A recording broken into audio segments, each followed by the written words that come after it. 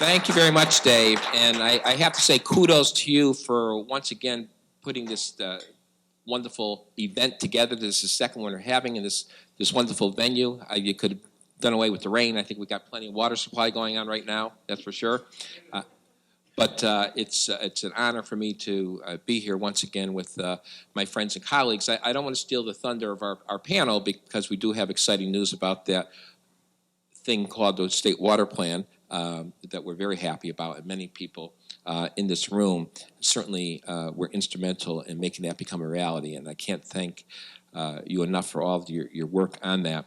And it's really always encouraging, certainly to me, as the chairman of the Water Planning Council, and certainly as a utility regulator, when we all get under one roof, many familiar faces here today to talk about water. And what we're talking about today particularly in terms of water efficiency and model ordinances. Those are the type of things that we're going to be looking at very closely as the Water Planning Council as we implement the State Water Plan, which you're going to hear a little bit more about in a moment. It's always great to see Jessica LeClaire from the Sustainability Council, who used to work with us over at the Bureau of Energy and Policy. And Marianne Dickinson, thank you so much for coming here on your own dime. Marianne has worked with me. I'm past president of the National Association of Regulatory Commissioners. I did that for 15 months, and but Marianne was very supportive of me in my efforts there, which was the Water Energy Nexus.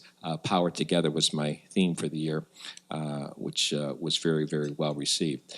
But we do have a lot to get to this morning, and I'm very, very, I can't tell you how excited I am. I've been a commissioner. This is, I'm entering my 23rd year as a commissioner. Talk about sustainability, right? Very, very happy about that. But I have to say that one of the highlights of my career is the passage of the State Water Plan. There's no doubt in my mind that when you talk about leaving legacies and things of that nature, this is something that just took a lot of blood, sweat, and tears to pass and to make a reality.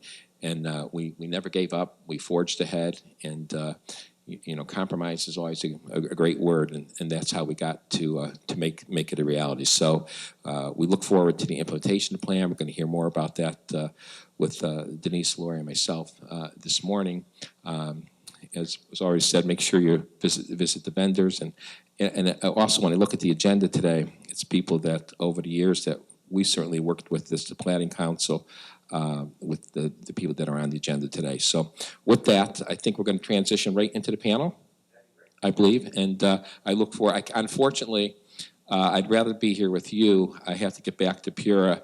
We have that little thing called Millstone that we have a docket on this morning, so I have to get over there for back over there for a hearing later on. But I know my good friend Nick Neely will be here, and Gail Lucchina, who many of you know will be here for today. So thank you very much.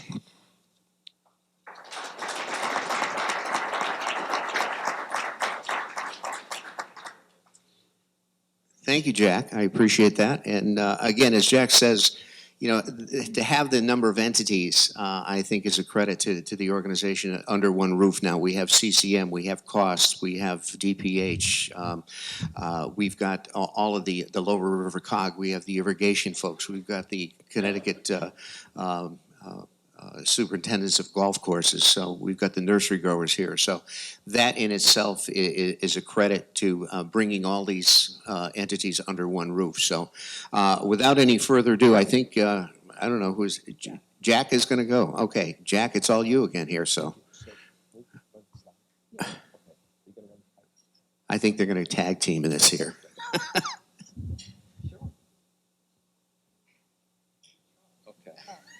It's a scary thought when Lori's in control and I'm up here. Okay. So I want to give a little overview of the water plan. We've heard many of these things quite a bit, and we're going to talk about how we got to where we are now, and we're going to move going forward, and what we're going to be doing in terms of implementation. Next slide. So when you look at the Connecticut State Water Plan, of course, you all know that the Water Planning Council, as you know, was established in 2001. So this has been a very long journey putting this together, and we're going to get into a little bit later in terms of when it really got its impetus. And legislators, we all know the godmother of the water policy and plan is, of course, Representative Mary Mashinsky, who has been very involved from a legislative standpoint in terms of getting this passed, and we can't thank her enough. But we had the steering committee, we had the policy and science technology subcommittee, water plan and council advisory group. I can't thank these individuals enough for the stakeholders that were involved in putting this plan together. And we had public water suppliers, environmental groups, businesses, watershed groups, many here today, agriculture interest, public health official, recreation, electric officials, CCM cost, academics, interest citizens, energy, council governments, and wastewater. Next slide. So one of the things, before I get to the high, is that, as you know, what we did is we went around the state and we did many, many hearings and workshops around the state of Connecticut as we put the plan together. This was very costly. It was $1 million that fortunately we got from the legislature to put this plan together. But we did go on a listening tour around the state to hear from key stakeholders what should go into the state plan. And we looked at a platform for consistent, informed decision-making, maintain highest quality of drinking water, of course, what we want to do. We looked at the water conservation efforts, which is we're going to hear about later today, and which is very, very important, and maintain the scientific data, which is we're going to hear about later on from Lori. What we have learned is that Connecticut has an ample, high-quality water for our needs. The water is not always where we need it, when we need it. We need a wise and efficient use of water. And I would say, well, I know climate change is real, and it will add stress to our natural systems and management systems. And now is the time to implement the plan. So the timing of this plan, giving all of the scientific data that we have before us, climate change, and the fact that things are changing in terms of water supply and how we're going to handle the water supply, the timing is good. Now, drum roll, great news. Connecticut legislature passes a resolution approving the state water plan on Tuesday, June. Dun, dun, dun, dun. Let's a round of applause. Yeah.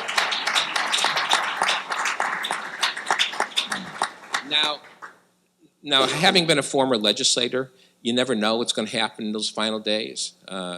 Nick Neely was our legislative point person up there, and this was passed by the House on the 4th. And next slide, please. And then it was actually passed by the Senate at 11:52 on the last day of session. 11:52. So we had 8 minutes to spare before this was passed.